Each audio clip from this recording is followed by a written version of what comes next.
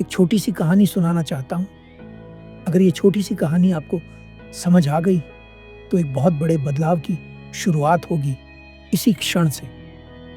गौतम बुद्ध अपने ज्ञान को लोगों तक पहुंचाने के लिए गांव-गांव, नगर-नगर घूमते फिरते थे। एक बार गौतम बुद्ध अपने कुछ भिक्षुओं के साथ एक नगर में पहुंचते हैं और वहां के लोगों को इकट्ठा कर उन्हें प्रवचन सुनाना शुरू करते हैं। कुछ समय बाद नगर का ही एक व्यक्ति बुद्ध के पास आता है और उनसे कहता है, बुद्ध, मैं। बुद्ध कहते हैं, तुम्हारा जो भी प्रश्न है वह तुम पूछ सकते हो। वह व्यक्ति बुद्ध से कहता है, बुद्ध, आपको हजारों लाखों लोगों ने सुना है। आप हमेशा परम शांति की बात करते हैं, खुद को जानने की बात करते हैं, परंतु मुझे नहीं लगता कि किसी ने खुद को जाना है या किसी ने परम शांति को पाया है। यदि लोग आपको सुनने के बाद भी परम शांति को नहीं पा रहे हैं, खुद को नहीं जान पा रहे हैं, तो आपको सुनने का फायदा ही क्या है? बुद्ध मुस्कुराते हैं और उस व्यक्ति से कहते हैं, तुम्हारा प्रश्न बहुत अच्छा है, मैं इसका उत्तर भी दूंगा, परंतु आज नहीं। इसका उत्तर मैं तुम्हें कल सुबह दूंगा। तुम कल सुबह मेरे पास आना। बुद्ध कहते हैं, परंतु ध्यान रखना, एक काम तुम्हें करना होगा। वह व्यक्ति बुद्ध से कहता है, क्या करना होगा मुझे? बुद्ध कहते हैं, मेरे पास आने से पहले इस पूरे नगर में घूमकर एक एक व्यक्ति से यह पूछ लेना कि कितने लोग परम शांति को चाहते हैं और खुद को जानना चाहते हैं। उनसे उनकी इच्छाएं पूछना। वह व्यक्ति अपने घर चला जाता है और अगले दिन सुबह ही उठकर नगर के हर व्यक्ति के घर जाता है और उनसे पूछता है, तुम क्या चाहते हो? तुम्हारे जीवन का लक्ष्य क्या है? कोई कहता है, मेरे पास धन का अभाव है, मुझे धन चाहिए। कोई कहता है, मुझे संतान चाहिए। कोई कहता है, मुझे स्वास्थ्य चाहिए। कोई सुंदर पत्नी चाहता है, कोई समाज में आदर सम्मान चाहता है, परंतु कोई भी परम शांति को नहीं चाहता। वह व्यक्ति नगर के सभी लोगों की बात सुनकर बुद्ध के पास पहुंचता है। बुद्ध उस व्यक्ति से पूछते हैं, तो बताओ, पूछा तुमने सभी लोगों से कि वे क्या चाहते हैं? वह व्यक्ति बुद्ध से कहता है, हाँ बुद्ध, मैंने सभी से पूछा, परंतु कोई भी परम शांति नहीं चाहता, खुद को जानना नहीं चाहता। बुद्ध कहते हैं, जब कोई व्यक्ति खुद को जानना ही नहीं चाहता, परम शांति को पाना ही नहीं चाहता, तो मैं चाहकर भी क्या कर सकता हूं? वह व्यक्ति बुद्ध से कहता है, ये तो लोग बहुत गलत कर रहे हैं। बुद्ध मुस्कुराते हैं और कहते हैं, नहीं, वे कुछ भी गलत नहीं कर रहे। उन्हें जो सही लगता है वे वही चाहते हैं अपने लिए और उसी के लिए प्रयास भी कर रहे हैं हर क्षण। वह व्यक्ति बुद्ध से कहता है, इस तरह तो लोग भटक रहे हैं, ऐसे वे कहाँ पहुंचेंगे? क्या इसका कोई उपाय नहीं कि लोग सही रास्ते पर आ सकें? बुद्ध मुस्कुराते हैं और कहते हैं, इसका सिर्फ एक ही उपाय है। अगर तुम समझ गए हो कि सही रास्ता क्या है, तो तुम उस सही रास्ते पर चलो। अगर तुम समझ गए हो कि बाहर की खोज व्यर्थ है, तो अब तुम भीतर की ओर मुड़ो। अगर तुम यह सोचकर बैठे रहोगे कि लोग भी उस रास्ते पर चलने चाहिए जो सही है, तो तुम भी कभी उस सही रास्ते पर नहीं चल पाओगे। इसलिए लोगों की प्रतीक्षा करना छोड़ो और तुम पहला कदम बढ़ाओ। और अगर तुम सब कुछ जानते हुए भी पहला कदम नहीं बढ़ाते हो, तो तुम भी उन्हीं लोगों में शामिल हो जाओगे।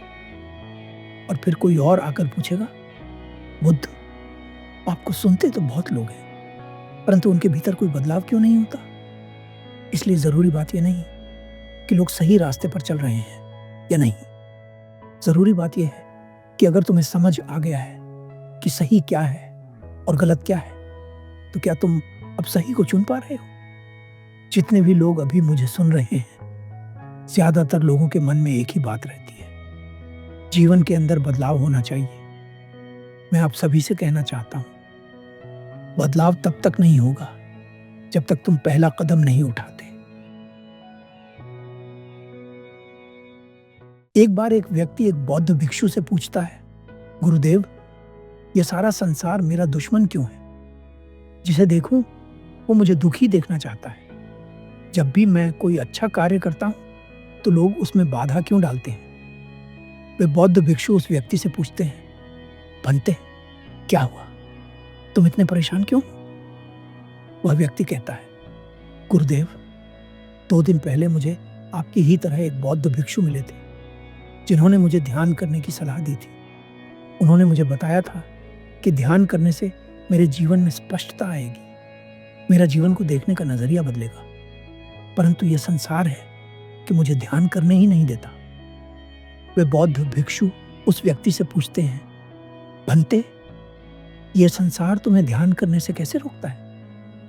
वह व्यक्ति कहता है, जब मैं घर में ध्यान करता हूं तो घर वालों की उपस्थिति मुझे ध्यान नहीं करने देती। तरह तरह की आवाजें मुझे ध्यान से भटका देती हैं। और जब मैं कहीं बाहर ध्यान करने का प्रयास करता हूं, किसी वृक्ष के नीचे या किसी पहाड़ी पर, तो पक्षी मुझे ध्यान करने से रोकते हैं।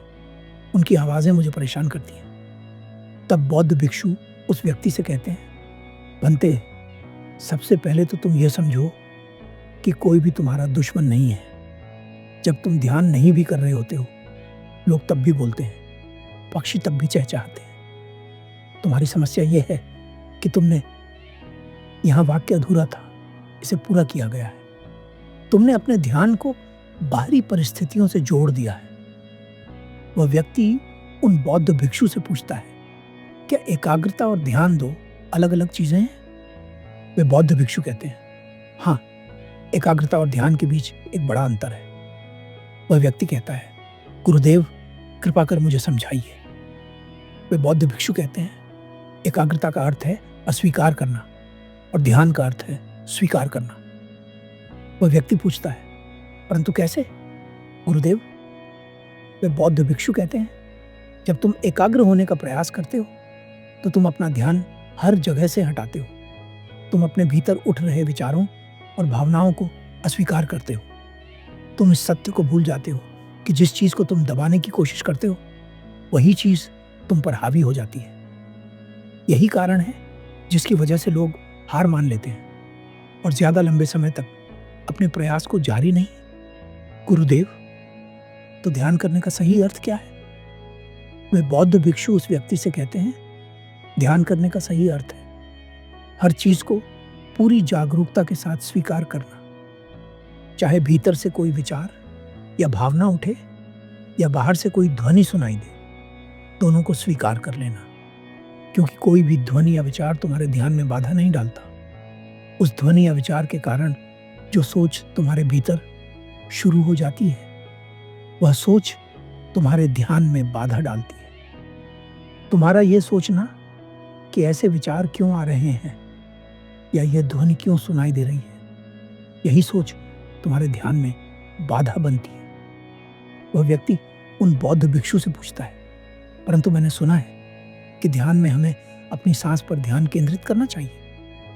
बौद्ध भिक्षु कहते हैं, अपनी आंखें बंद करो, अपने शरीर को अनुभव करो। देखो तुम्हारे भीतर क्या चल रहा है, कैसे विचार चल रहे हैं। अब अपनी सांसों पर ध्यान ले जाओ। अब धीरे धीरे अपनी आंखें खोलो और अब मुझे बताओ कि तुम्हें सबसे ज्यादा स्थिरता किस चीज को देखते वक्त महसूस हुई?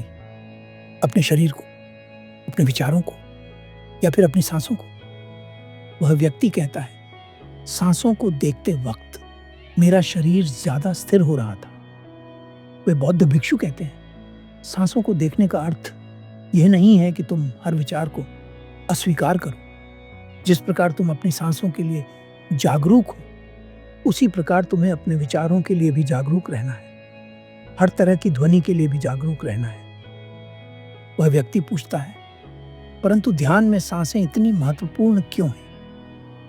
वे बौद्ध भिक्षु कहते हैं, जब तुम अपनी सांसों को जागरूकता के साथ देखते हो तो धीरे धीरे तुम्हारा शरीर और मन स्थिर होते चले जाते हैं और यही स्थिरता तुम्हें ध्यान तक ले जाती है। वह व्यक्ति उन बौद्ध भिक्षु से कहता है, धन्यवाद गुरुदेव, मुझे समझ आ गया है कि ध्यान का अर्थ अस्वीकार करना नहीं बल्कि स्वीकार करना है। ध्यान का अर्थ एकाग्रता नहीं बल्कि जागरूकता है। धन्यवाद गुरुदेव, आपका बहुत बहुत धन्यवाद। फेसबुक और इंस्टाग्राम का लिंक मैंने डिस्क्रिप्शन में दे दिया है। मैं चाहता हूं कि आप वहां भी विजिट करें और इन वीडियोस को और लोगों तक पहुंचाने में हमारी मदद करें। धन्यवाद।